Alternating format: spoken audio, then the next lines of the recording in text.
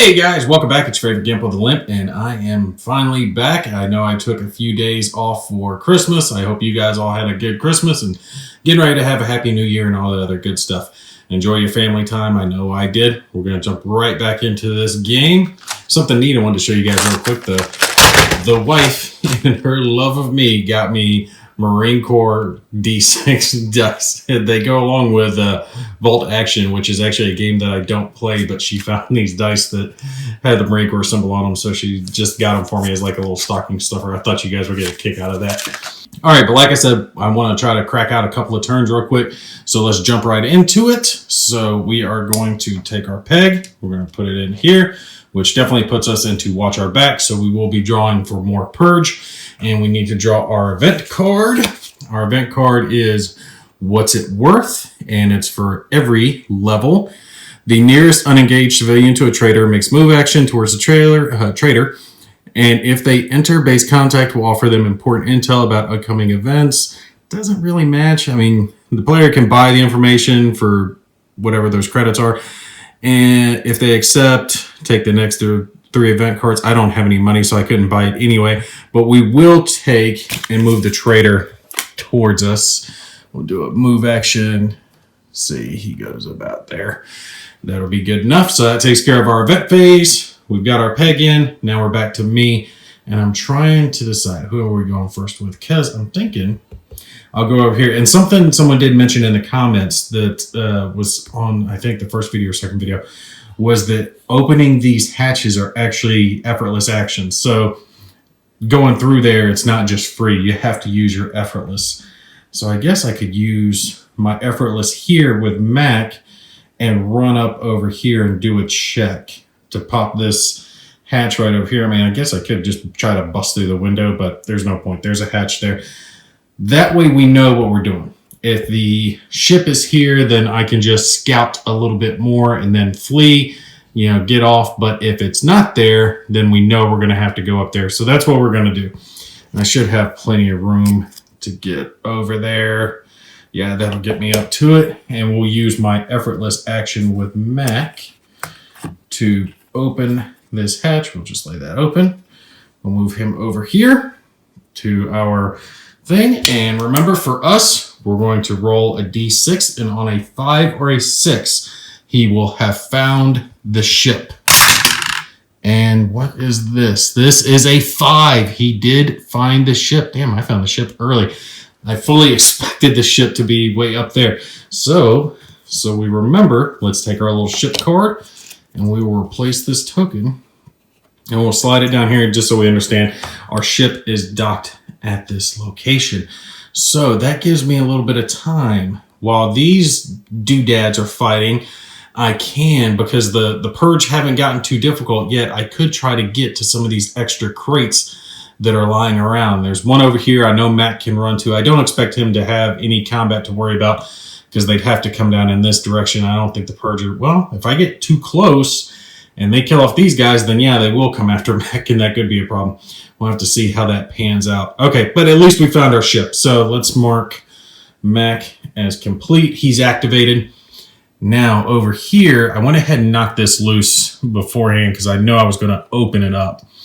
And what I'm thinking is that they can shoot up here and try to take out that guard, right? Because Weaver's right here at the edge. He can just peer around and take the guard out. Or, what's his name? Gek. Yeah, I had to remember his damn name.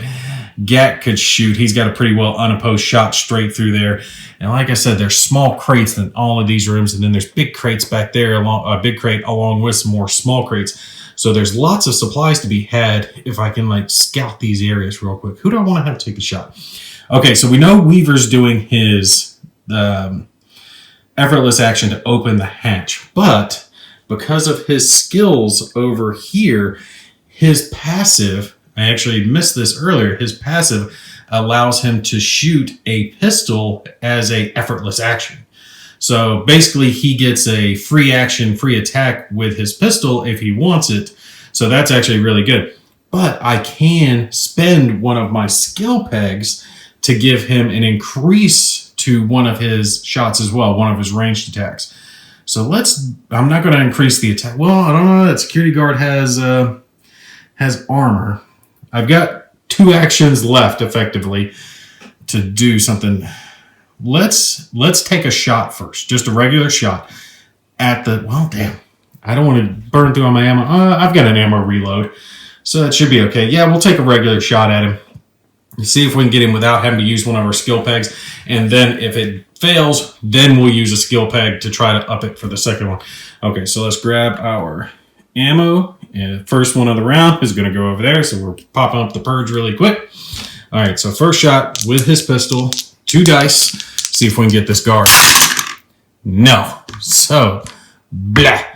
He will shoot again. And this time I am going to use my skill peg. And I have to pop the ammo out. The thing is, since the first peg for this round has already been placed, I don't have to place any more. It's only 1 orange can go in there per round, or 1 yellow per round. Now, since I'm using this skill, it's one of his shooty skills over here. I think it's the target-looking one. That allows him to roll an extra die on a ranged attack. So I get to roll 3 dice on this attack. Let's see if we can get this guy. All right, big. That got him. That got him. Damn, it took all those shots to get him. So we have killed the guard. And that is his activation. So Weaver's stuck. That means, since there's not a gate over on this side, what's the quickest way? Because I don't want to get too far, but I really want to get some of these supplies. I could have Gak just make a run up and see if he can get over here to that big crate. All right, Gak, well, because that's a lot of turns. They've got guards coming down through here, and I'm going to have Purge coming in through here. That's what I've got to decide, because I've got to get all the way back down to here. I'll have him run up, and I'll just see how it goes.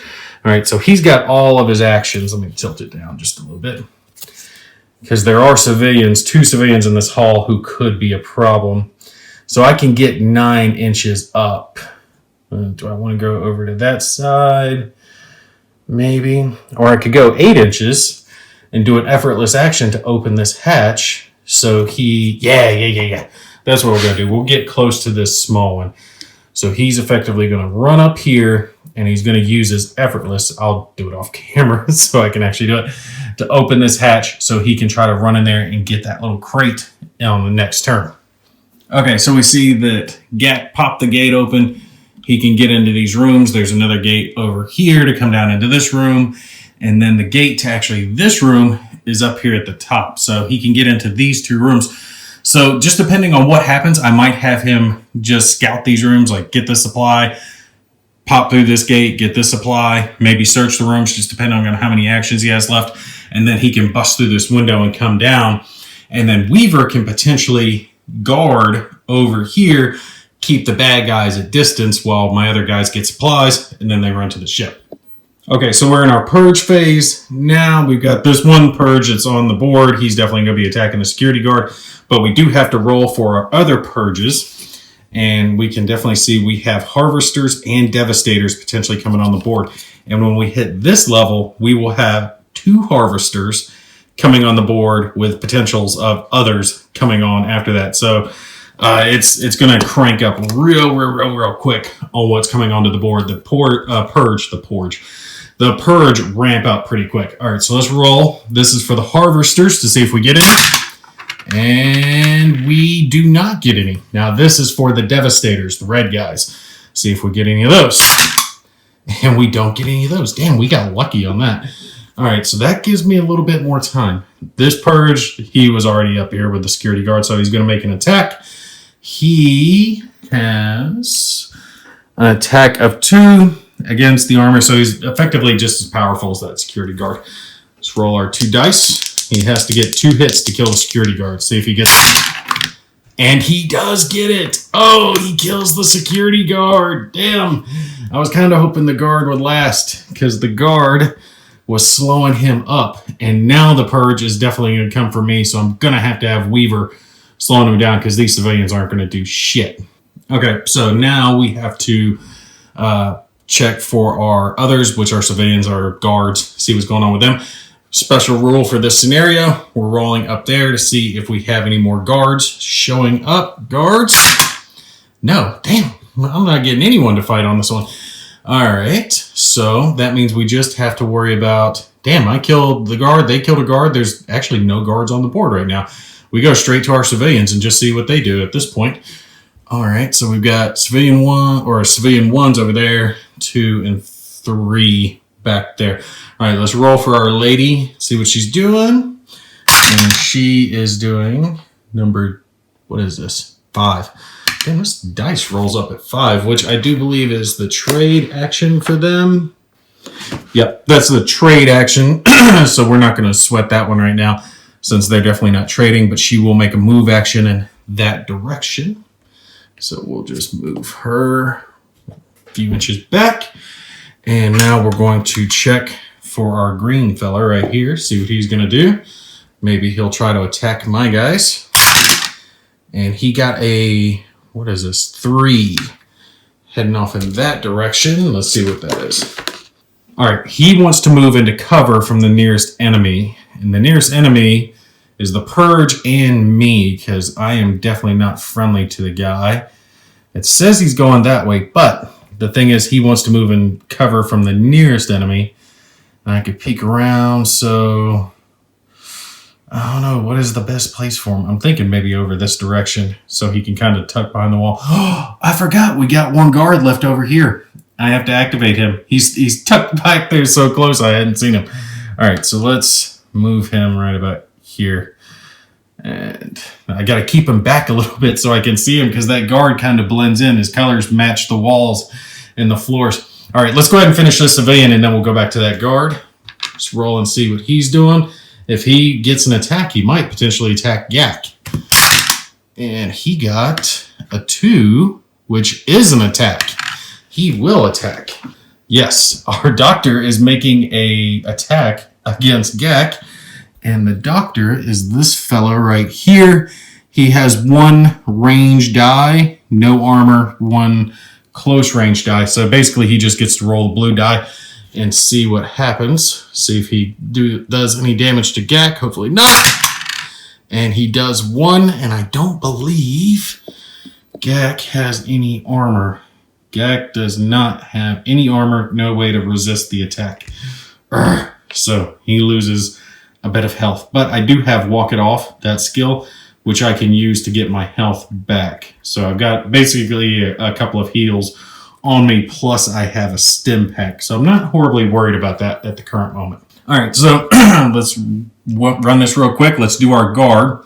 Our guard definitely has a line of sight over to here to this Purge. So he's going to take the shot, which I do believe that was a medium range shot that he has. Yes, that is medium range. He gets to roll 2 dice, and I'm going to move him out just a bit. And he's basically was there in cover, but I need to have him out far enough so I see him and remember that he's there. All right, so he's taking the shot at the Purge. He's rolling 2 dice. And hold on, let me take a look real quick at Bird's Eye just to make sure he's not getting any cover.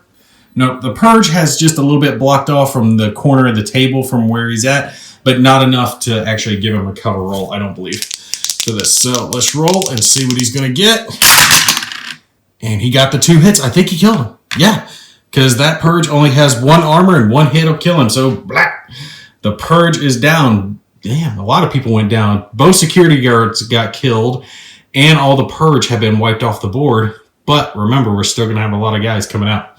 This does give me a little bit of time, though, because now the only enemy on the board for me is that 1 guard, and technically the civilians have actually done more damage to me than anybody else on the board.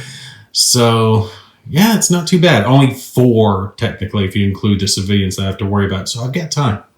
Okay, so we're back around to our next round. Let's grab ourselves a black peg here. Throw it in. Took off my activation from the previous round. We're in our hostile phase. We'll go ahead and draw a card, event card, and the event card is there everywhere. It's for everything, and it's a swarm.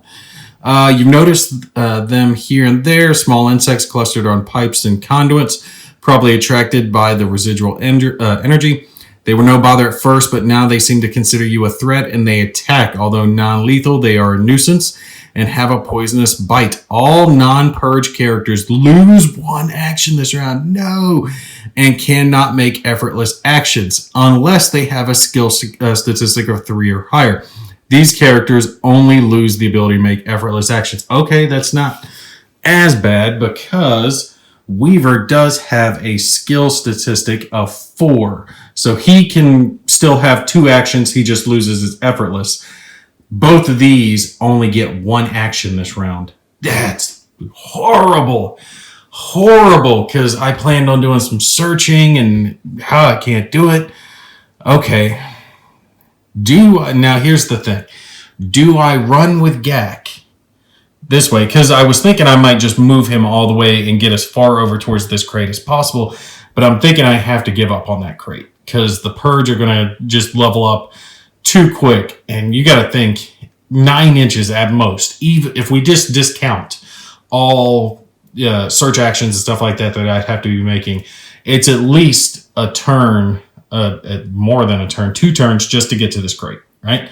And then it would take me 3 or 4 turns just to get back down here to escape. So there's no way Gak can go for that far crate, and let alone this one over there. That's just not going to happen. The Purge are going to be up in this area by that point, and if you look in the later on levels of that, guaranteed Purge come out. Like when you get to charge, 2 Harvesters and a Devastator come out each turn.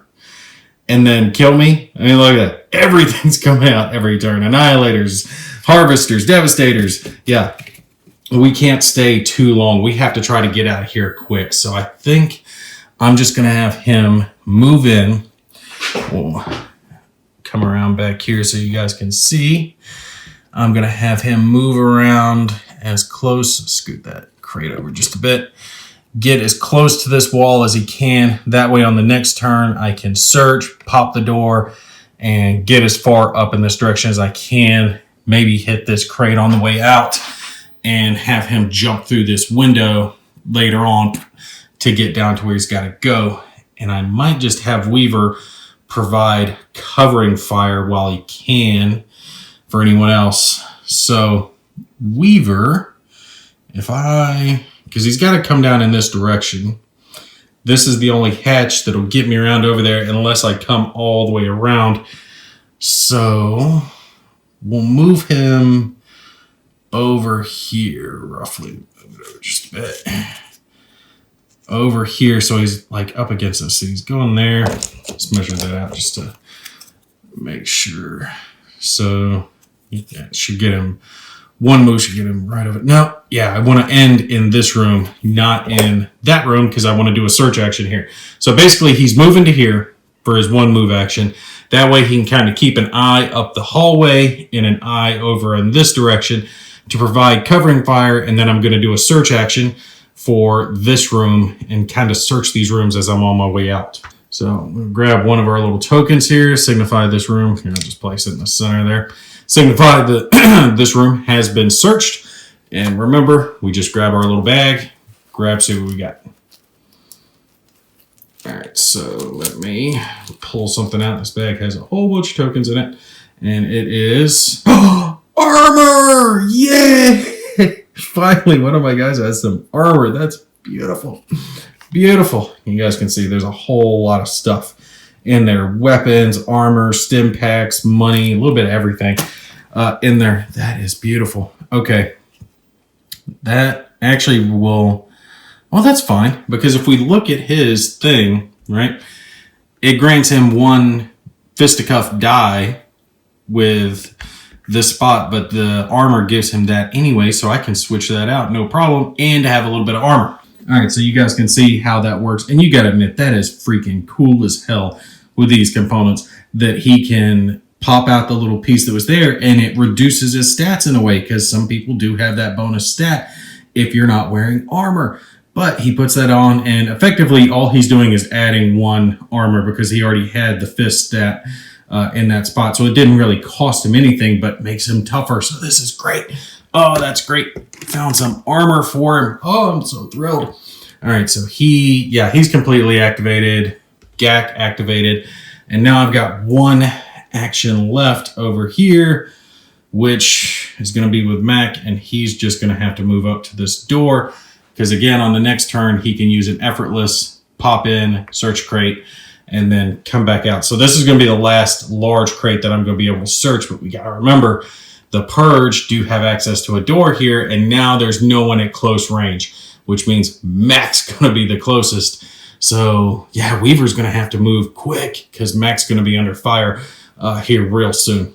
All right, so we'll mark Mac as complete. That takes care of my traders, and they're all going to have one less activation. Now, the guard actually should have activated him one more time, but he didn't have anyone he could shoot or any real reason to move, so I didn't worry about it. I have forgotten about that. It's one thing that's hard to remember for me with this game is the NPC units, the ones that do have more than one action, because pretty much all of them do, with the exception of like really weak ones. And for some reason, it's like I played the other games, you know, other miniature type games, and it sticks in my head that the enemy will attack or they'll move, something like that. You know, all the games start to kind of blend together after a little while. All right, but we're still at watch your back. We didn't take any shots this time, so that didn't bump it up again. Now let's check for harvesters, see if we're going to have any pop up this turn. And no, wow. Okay, now let's see if we have any Devastators.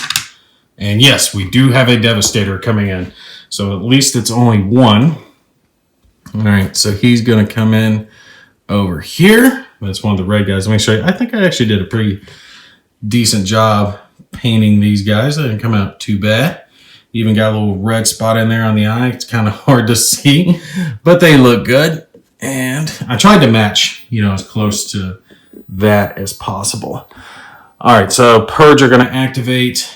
Let me check his diagram because I got to see who's at the closest range. Okay, so I measured it, and this guard is just a hair closer, just a little bit closer to our Devastator than our Mech is down over here. So our Devastator is going to go out. Now, he does have a neat thing on his unit card. You see, he does get 2 actions versus these guys Purge only get 1. But see how it has like that chain link symbol there next to it? That means it's a linked action. Whatever he does for 1 action, he has to do for the 2nd action. So he will only do 1 type of action each round. So he'll either move or attack, but he'll do it twice. So in this case, he's going to move twice. So he's going to move up to 8 inches in. See, he's going to be very close to our guy over here. He's going to get right on top of him. But on the next one, he could, if he were in this spot and he activated, he would shoot twice. He would shoot at this guy, and then he would shoot at this guy if he took out the first one. So these Devastators here are actually pretty tough. They fire 3 dice just naturally, and they have 1 armor. Okay, so we're getting down to it. We're back down to our guards. They're going to activate. Let's roll and see if we have any guards coming in from the north of the facility. And we do have another guard coming in, and that's another reason that I definitely need to bug out quick. So we'll put a guard there. And he's going to be coming down. We'll go ahead and just move him up. Oh, actually, Gak's over there. Let me check. He might be able to get a line of sight on me. Yep, and someone was nice enough to actually point out in the thing that these little squares on the board are actually 1 inch, so you can use it just like squares, counting them off if you want to. That works as well instead of just trying to measure. But he can get a line of sight if he moves up to about here. He has a line of sight on Gak, who's right there. So he's going to move up and take a shot at Gak, who still doesn't have any armor. I got to get some armor.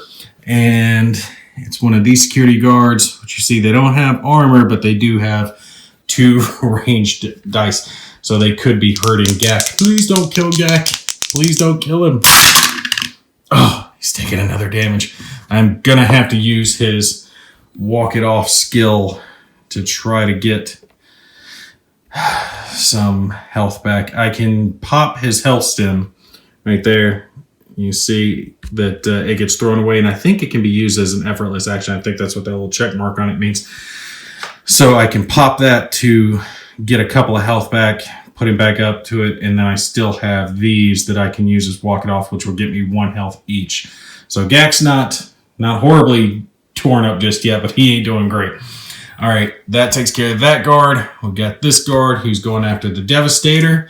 He's firing 2 dice at him. And he blew the Devastator away. I was not expecting that because we see our Devastator here has only 1 armor. So again, any of these guys, they take 1 damage. They are gone. Bam.